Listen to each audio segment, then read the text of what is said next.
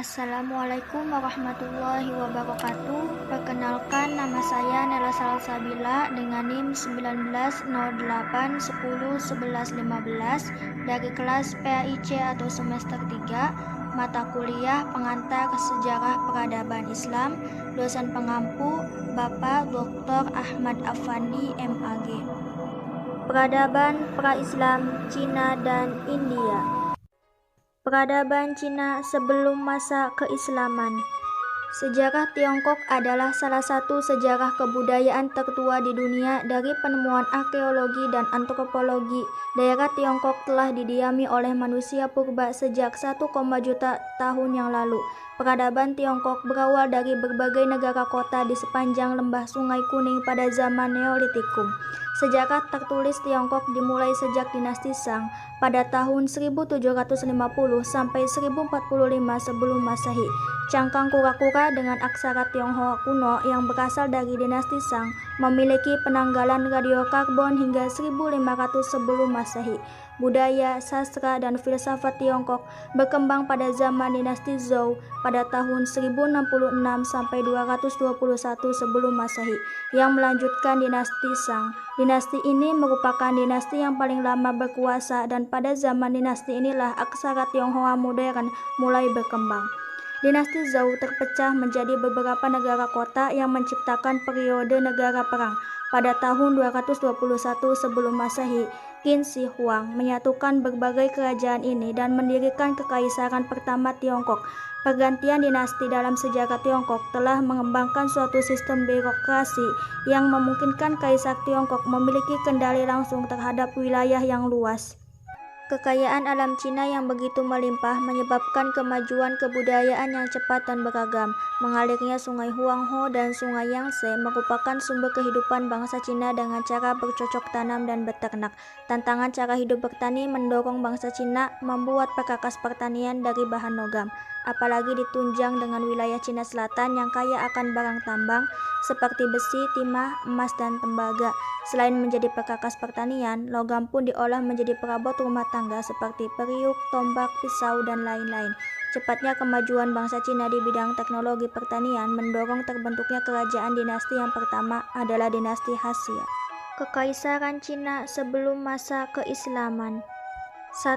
Dinasti Xia 2100 sebelum Masehi sampai 1600 sebelum Masehi. Dinasti Xia adalah dinasti pertama yang diceritakan dalam catatan sejarah seperti catatan sejarah agung dan sejarah bambu. Dinasti ini didirikan oleh Yu yang Agung. Sebagian besar arkeolog sekarang menghubungkan dinasti Xia dengan hasil-hasil ekskavasi di Erlitau, Provinsi Henan, yang berupa temuan perunggu lemburan dari sekitar tahun 2000 sebelum Masehi. Beragam tanda-tanda yang terdapat pada tembikar dan kulit kerang yang ditemukan pada periode ini diduga adalah bentuk pendahulu dari aksara Tionghoa modern. 2. Dinasti Shang 1500 sampai 1027 sebelum Masehi. Dinasti Shang adalah dinasti kedua setelah dinasti Hasia 2000 sampai 1500 sebelum Masehi. Hanya sedikit data sejarah mengenai dinasti Hasia ini, terkecuali berdasarkan temuan-temuan arkeologis. Dinasti ini merupakan dinasti Cina asli yang tumbuh dan berkembang di sekitar lembah Sungai Kuning. Karena kawasannya relatif aman, maka dinasti Shang ini mampu mengembangkan bentuk pemerintahan dan peradaban. Ibu kota dinasti Shang ini berada di kota Anyang yang terletak di sebelah utara lembah Sungai Kuning. Kota Anyang merupakan salah satu kota yang tertua di Cina selain kota Chengchao. Kota tersebut dinasti Shang menggolongkan masyarakatnya secara sederhana sesuai peranannya. Namun penggolongan ini bukan berarti kasta seperti bangsa Arya India. 3. Dinasti Zhou dan berkembangnya ajaran filsafat Cina 1027 sampai 221 sebelum Masehi. Ciri peradaban yang menonjol pada masa dinasti Zhou adalah dibentuknya pemerintahan pusat yang kuat. Hal tersebut didukung oleh para bangsawan yang memiliki kecakapan dalam mengembangkan sebuah negara. Kota-kota yang dibangun pun secara terencana serta dilengkapi dengan jalan-jalan dan kanal yang digunakan untuk mendistribusikan barang dan bahan makanan ke penduduk di kota. Zaman dinasti Zhou ditandai dengan kemajuan kreativitas intelektual. Para pemikir Cina zaman Zhou tersebut antara lain Konfusius yang mengembangkan Konfusianisme, Lao Tse yang mengembangkan Taoisme, Han Feishu dan Nisu yang mengembangkan ajaran negalisme, Moti atau Motsu yang mengembangkan Mohisme, kaum Sofis yang mengembangkan Sofisme, serta individualisme. 4. Dinasti Qin 221 sebelum Masehi sampai 206 sebelum Masehi. Dinasti Qin berhasil menyatukan Tiongkok yang terpecah menjadi beberapa kerajaan pada periode negara perang melalui serangkaian penaklukan terhadap kerajaan-kerajaan lain. Dengan penaklukan terakhir adalah terhadap kerajaan Qi pada sekitar tahun 221 sebelum Masehi. Qin Shi Huang dinobatkan menjadi kaisar pertama Tiongkok bersatu pada tahun tersebut.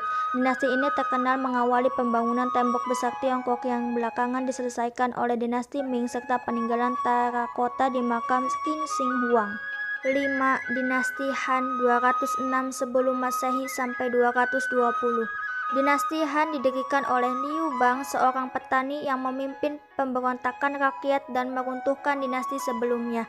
Dinasti Qin pada tahun 206 sebelum Masehi. Zaman kekuasaan dinasti Han terbagi menjadi dua periode, yaitu dinasti Han Barat 206 sebelum Masehi sampai 9 Masehi dan dinasti Han Timur 23 sampai 220 Masehi yang dipisahkan oleh periode pendek dinasti Xin 9 sampai 23 Masehi. 6. Zaman Tiga Negara 220 sampai 280. Zaman Tiga Negara, Wei, Wu, dan Shu adalah suatu periode perpecahan Tiongkok yang berlangsung setelah hilangnya kekuasaan de facto dinasti Han. Secara umum, periode ini dianggap berlangsung sejak pendirian Wei hingga penaklukan Wu oleh dinasti Jin. Walau banyak sejarawan Tiongkok yang menganggap bahwa periode ini berlangsung sejak pemberontakan Serban Kuning, zaman ini adalah salah satu era yang paling terkenal dalam sejarah Tiongkok, disebabkan karena popularitas roman sejarah kisah tiga negara, Samkok, yang telah diadaptasi dalam berbagai format oleh berbagai negara. 7. Dinasti Jin dan 16 negara 280 sampai 420. Tiongkok berhasil dipersatukan untuk sementara waktu pada tahun 280 oleh dinasti Jin. Meskipun demikian, kelompok etnis di luar suku Han masih menguasai sebagian besar wilayah pada awal abad keempat dan menyebabkan migrasi besar-besaran suku Han ke selatan Sungai Yangtze. Bagian utara Tiongkok terpecah menjadi negara-negara kecil yang membentuk suatu era turbulen yang dikenal dengan zaman 16 negara 304 sampai 469. 8. Dinasti Utara dan Selatan 420 sampai 589. Menyusul keruntuhan dinasti Jin Timur pada tahun 420, Tiongkok memasuki era dinasti Utara dan Selatan. Zaman ini merupakan masa perang saudara dan perpecahan politik, walaupun juga merupakan masa berkembangnya seni dan budaya, kemajuan teknologi, serta penyebaran agama Buddha dan Taoisme. 9. Dinasti Sui 589 sampai 618. Setelah hampir 4 abad perpecahan, dinasti Sui berhasil mempersatukan kembali Tiongkok pada tahun 589 dengan penaklukan Yangjian. Pendiri dinasti Sui terhadap dinasti Chen di selatan. Periode kekuasaan dinasti ini antara lain ditandai dengan pembangunan terusan besar Tiongkok dan pembentukan banyak lembaga pemerintahan yang nantinya akan diadopsi oleh dinasti Tang. Peradaban India sebelum masa keislaman. Nama India itu merupakan nama baru yang disebut dalam ejaan orang barat. Aslinya adalah Hind, terambil dari nama Sungai Sindhu, salah satu sungai besar yang ada di India. Dari kata tersebut kemudian menjadi Hindustan. Sekitar abad 6000 sampai 5000 sebelum Masehi, bangsa Dravida datang ke India dari Asia Barat dengan kepercayaan terhadap adanya Tuhan secara abstrak. Mereka ini yang dianggap sebagai penduduk pribumi asli India yang ditunjukkan dengan adanya kebudayaan Mahendodaro tersebut sebagai milik dari bangsa Dravida. Sebelum bangsa ini datang, sebenarnya sudah ada suku bangsa Negrito dan Astronosoid. Kemudian pada abad ke-6 sebelum Masehi, bangsa Arya dari Persia datang menguasai Punjab dan Benaras, India Utara, dengan membawa kepercayaan adanya Tuhan secara nyata. Dasar kepercayaan bangsa Arya adalah syirik. Akhirnya bangsa Arya yang lebih kuat memaksa bangsa Dravida untuk menganut kepercayaannya. Kemudian kepercayaannya itu berkembang menjadi agama Brahmana Hindu yang melahirkan kasta-kasta. Kasta di India dibagi menjadi 4 bagian. 1. Kasta Brahmana, orang yang mengabdikan dirinya dalam urusan bidang spiritual seperti sulinggi, pandita, dan rohaniawan. Selain itu disandang oleh para pribumi. 2. Kasta Ksatria, para kepala dan anggota lembaga pemerintahan. Seseorang yang menyandang gelar ini tidak memiliki harta pribadi, semua harta milik negara. 3. Kasta Waisya, orang yang telah memiliki pekerjaan dan harta benda sendiri seperti petani, nelayan, pedagang, dan lain-lain. 4. Kasta Sudra, adalah kasta yang berasal dari golongan hamba sahaya dan para budak. 4 kasta ini mempunyai aturan yang berbeda-beda untuk berinteraksi atau berkomunikasi dengan orang-orang dengan kasta yang berbeda. Sedangkan di luar sistem kasta tersebut ada pula istilah 1 kaum paria, golongan orang rendahan yang tugasnya melayani para brahmana dan ksatria. 2 kaum candala, golongan orang yang berasal dari perkawinan antar warna bangsa asing. Pengaruh yang dihasilkan oleh bangsa Arya yang mungkin meliputi peradaban, agama, budaya, seni, dan lain sebagainya. Peradaban dan budaya Arya di India, Indo-Arya, tidak akan pernah lepas dari pembahasan agama Hindu dan perkembangannya. Agama Hindu muncul di tengah-tengah perkembangan kebudayaan Arya. Nama Arya berarti bangsawan atau tuan yang terdapat dalam bahasa Persia dan India. Perpindahan bangsa Arya di India terjadi bertahap-tahap dan tidak terjadi langsung dengan gelombang besar. Waktu yang dibutuhkan juga membutuhkan waktu yang berabad-abad, itu pun sambil membawa keluarga mereka. Perpindahan bangsa Arya ke India berlangsung pada satu masa yang berabad-abad lamanya. Dapat juga dibuktikan kalau dibandingkan syair-syair Weda yang tertua dengan yang terkemudian. Penyelidikan ini menyatakan bahwa mula-mulanya sungai Indus dianggap oleh orang Arya sebagai sungai yang keramat dan menjadi sumber dari sekalian kebaikan bagi bangsa Arya. Tetapi pada masa Doab Gangga Jumna menjadi pusat kebudayaan Brahma, maka ternyata bahwa seluruh daerah Indus dan Punjab sudah dilupakan oleh orang-orang Arya. Bahkan buku-buku seperti Weda dan Upanishad seakan-akan melupakan kesucian sungai Indus. Orang-orang Arya merupakan bangsa yang suka berpetualang pada saat itu. Nampaknya kedatangan bangsa Arya berbarengan dengan langsung berkembangnya kerajaan-kerajaan bangsa Arya. Dalam beberapa berita-berita peperangan Raja Persia menaklukkan Punjab dan Sind tahun 516 sebelum Masehi, dan raja tersebut mempunyai beberapa prajurit dari kalangan orang-orang India. Sedangkan kita tahu bahwa bangsa Arya adalah bangsa yang berasal dari Asia Barat. Berikutnya, agama-agama di India pra-Islam. Menurut Bauket, periode agama-agama di India adalah sebagai berikut. 1. Periode agama primitif atau prehistori yang masih belum terungkap secara jelas. Namun tahap ini memiliki banyak perbedaan dengan wilayah lain di dunia karena faktor bentang alam India yang berbeda. 2. Periode agama bangsa Dravida yang dibuktikan dengan budaya kota kuno sekitar 2000 sebelum Masehi. Orang Dravida belum mengenal konsep patung dewa, yaitu dewa yang diwujudkan dalam bentuk patung manusia dan makhluk lainnya. 3. Periode Veda 1500 sampai 800 sebelum Masehi. Sebagai akibat kedatangan bangsa Arya, kitab Veda sebelum ditulis hanya dihafalkan isinya oleh para agamawan bangsa Arya secara turun-temurun. Mereka beranggapan Veda diterima langsung dari para dewa, namun semenjak mengenal tulisan, kitab Veda ditulis dengan bahasa Sanskerta. 4. Periode Epos Brahmani 800 sampai 500 sebelum Masehi. Masa ini adalah masa proses pelembagaan Hinduisme. Disebut masa Brahmani karena pemuka agama Hindu masa tersebut disebut dengan Brahmana atau pendeta, di mana mereka adalah orang-orang pandai yang ahli serta mengerti betul akan agama, adat, aturan kerajaan, bahasa, ilmu falak, ilmu kesehatan, atau tabib. 5. Periode filosofis 500 sampai 100 sebelum Masehi. Masa lahir dan berkembangnya aliran Buddha dan Jaina. Masa ini juga berkembang kerajaan Buddha, yaitu Asoka yang memegang hegemoni politik. 6. Periode selanjutnya adalah periode inkarnasi invasi Islam, kaum Bhakti, dan masuknya bangsa Eropa.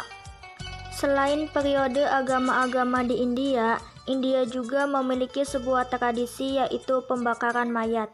Tradisi membakar mayat di India yang baru saja meninggal dan masih segar itu segera dilakukan serangkaian prosesi untuk membakarnya. Setelah mayat diberi kain dan bunga, mayat itu kemudian dibawa ke tumpukan kayu bakar di tepi sungai Gangga. Abu jenazah dan sisa pembakaran itu lalu dibuang ke sungai Gangga. Tradisi membakar mayat ini biasanya dilakukan di daerah Varanasi, Uttar Pradesh, sebuah kota di tepi sungai Gangga. Dalam kepercayaan masyarakat India, kota ini merupakan salah satu dari 7 kota suci atau Saptapuri dalam agama Hindu dan Jainisme. Ghats Farashani adalah nama untuk tempat pembakaran mayat tersebut. Tempat ini sangat luas, yang terbuat dari batu dan dibuat di sepanjang sungai Gangga. Perlu diketahui bahwa Gangga ialah sungai di India Utara dan oleh pejabat dan menurut pemerintah India sebagai sungai nasional Bharat. Dalam Hinduisme, Gangga juga disembah sebagai dewi. Sungai ini adalah sungai suci bagi yang beragama Hindu karena mengandung amrit nektar keabadian. Sungai Gangga dihiasi 18 jembatan ponton untuk peserta festival. Festival tersebut dilaksanakan di Allahabad dekat pertemuan Sungai Gangga dan Yamuna. Selanjutnya, perkembangan kerajaan-kerajaan di India sebelum masa keislaman. 1. Kerajaan Maurya. Pada tahun 327 sebelum Masehi, datanglah Iskandar Zulkarnain dari Persia ke India melalui Selat Khyber dan menguasai India di daerah Punjab. Tetapi kekuasaannya itu tidak tahan lama. Kemudian pada tahun 324 sebelum Masehi, pecah pemberontakan di bawah pimpinan Chandragupta dan berhasil mengalahkan Iskandar Zulkarnain serta berhasil mengusir penduduk asing tersebut dari India. Berdirilah sekarang Kerajaan Maurya dengan Chandragupta Maurya sebagai raja pertamanya. Dalam waktu singkat, kekuasaan Maurya sudah membentang dari Kashmir di barat hingga daerah lembah Sungai Gangga di timur. Ibu kota kerajaan ini adalah di Pataliputra. Pada perkembangan selanjutnya, kerajaan ini dipimpin oleh Asoka pada tahun 268 sampai 232 sebelum Masehi. Cucu Chandragupta Maurya di bawah Raja Asoka, Kerajaan Maurya mengalami zaman gemilang, Kalingga dan Dekkan ditundukkannya. Akan tetapi menyaksikan korban dan bencana perang yang dahsyat di Kalingga, ia menjadi terharu dan menyesal. Sejak saat itu tidak lagi ia melakukan peperangan dan lebih mencita-citakan perdamaian serta kebahagiaan bagi umat manusia. Pada awalnya Asoka beragama Hindu tetapi kemudian menjadi pengikut agama Buddha dan agama tersebut menjadi dasar pemerintahannya.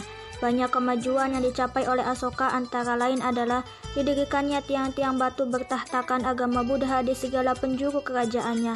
Setelah Asoka meninggal, kerajaan lalu terpecah-pecah dalam bagian-bagian kecil. Namun akhirnya beberapa abad kemudian muncullah seorang raja yang gagah perkasa bernama Chandragupta I, pembangun kerajaan Gupta.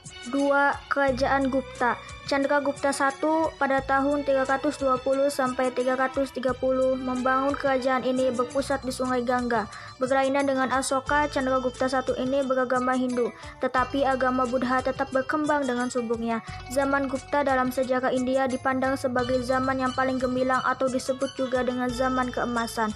Puncak kemegahan kerajaan Gupta dicapai pada masa pemerintahan Raja Samudragupta anak Chandragupta I. Perkembangan selanjutnya kerajaan Gupta dipimpin oleh Samudragupta pada tahun 330 sampai 373. Seluruh lembah Gangga atau Sindhu ditaklukkannya serta India Selatan juga dikuasainya.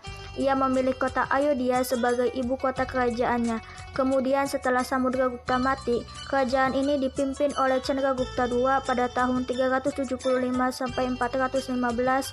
Pada masa ini kerajaan makmur dan sejahtera, banyak gedung indah didirikan, perdagangan dan pelajaran makin maju, kesenian, ilmu pengetahuan, kesastraan juga maju dengan pesat.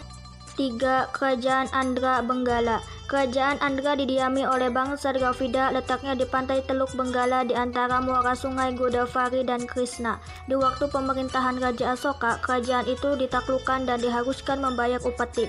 Tetapi kerajaan itu kemudian hari bertambah kuat sehingga seorang dari antara raja-rajanya dapat menduduki kerajaan Maurya. Kerajaan Andhra makmur dan terkenal sebab mempunyai perhubungan laut juga dengan luar negeri.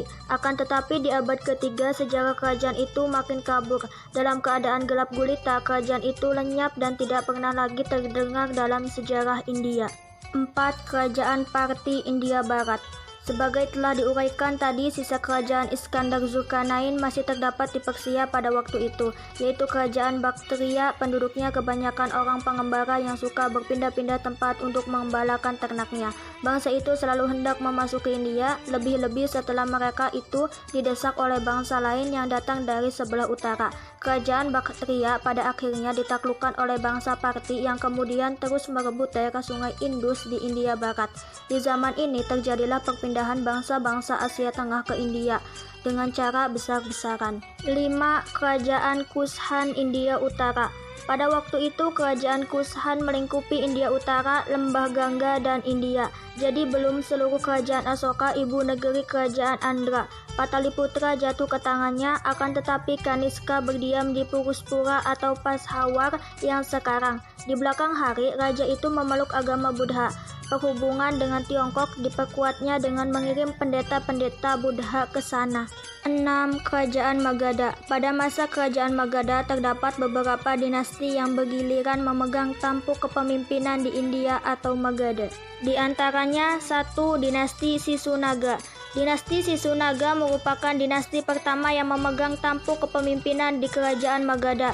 Dinasti ini setidaknya pernah dipimpin oleh 9 raja, yaitu Saisunaga, Kakavarna, Kesimadarman, Kesimajid, Bimbisara, Ayatasatru, Darsuka, Udaya, Nandivadana.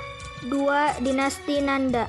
Dinasti Nanda juga pernah berkuasa atas kerajaan Magadha, tepatnya pada 413-322 sebelum Masehi.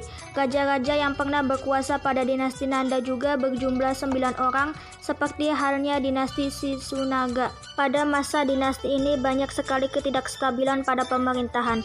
Hal ini dibuktikan dengan banyaknya raja pada kurun waktu yang kurang dari 1 abad, sehingga pada akhirnya dinasti ini berhasil dikudeta oleh Chandragupta dari Maurya, yang kemudian mendirikan dinasti baru, yaitu dinasti Maurya. 3. Dinasti Maurya. Pada masa dinasti Maurya merupakan dinasti yang mampu membawa India pada masa kejayaannya. Pada tahun 322 sebelum Masehi, Chandragupta naik tahta dari hasil kudeta yang dia pimpin dari kekuasaan dinasti Nanda. Berikutnya karya sastra Ramayana dan Mahabharata. 1. Ramayana.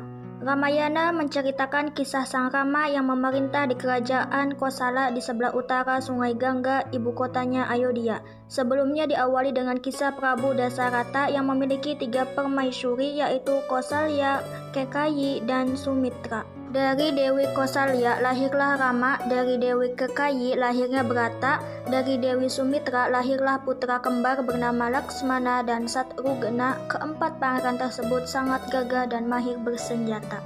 Pada suatu hari, Resi Wiswamitra meminta bantuan Rama untuk melindungi pertapaan di tengah hutan dari gangguan para raksasa.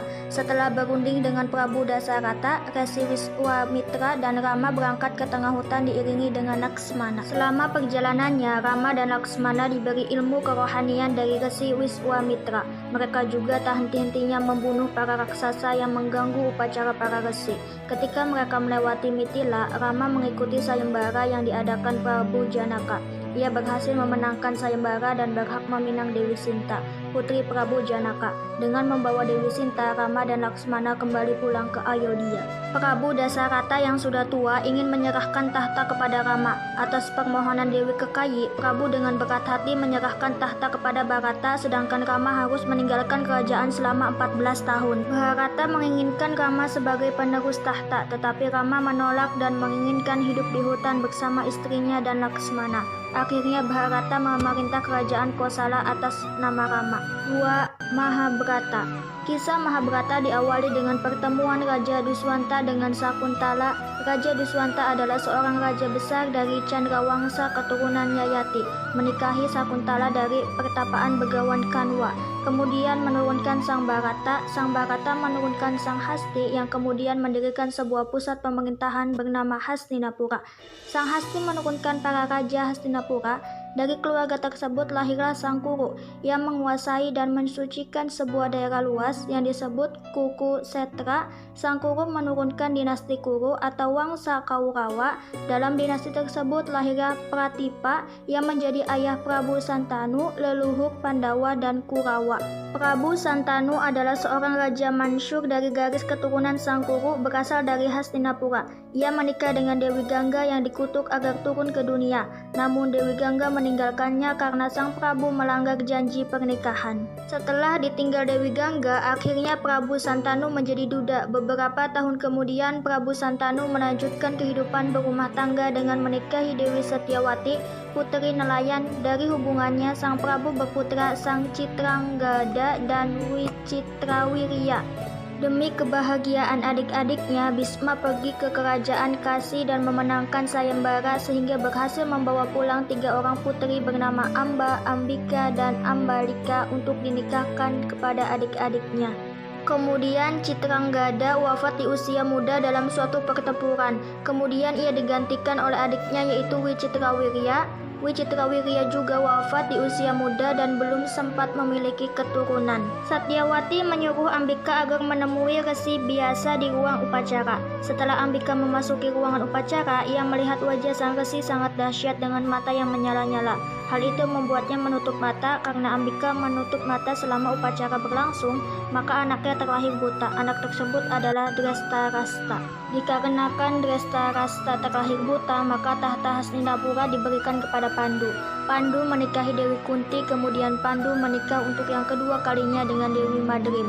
Namun akibat kesalahan Pandu pada saat memanah seekor kijang yang sedang kasmaran, maka kijang tersebut mengeluarkan kutukan bahwa Pandu tidak akan merasakan lagi hubungan suami istri, dan bila dilakukannya maka Pandu akan mengalami ajal. Kijang tersebut kemudian mati dengan berubah menjadi wujud aslinya yaitu seorang pendeta. Kemudian karena mengalami kejadian buruk seperti itu, Pandu lalu mengajak kedua istrinya untuk memohon kepada Yang Maha Kuasa agar dapat diberikan anak. Atas bantuan mantra yang pernah diberikan oleh Resi Durwasa, maka Dewi Kunti bisa memanggil para dewa untuk kemudian mendapatkan putra. Pertama kali mencoba mantra tersebut, datanglah Batara Surya. Tak lama kemudian Kunti mengandung dan melahirkan seorang anak yang kemudian diberi nama Karna.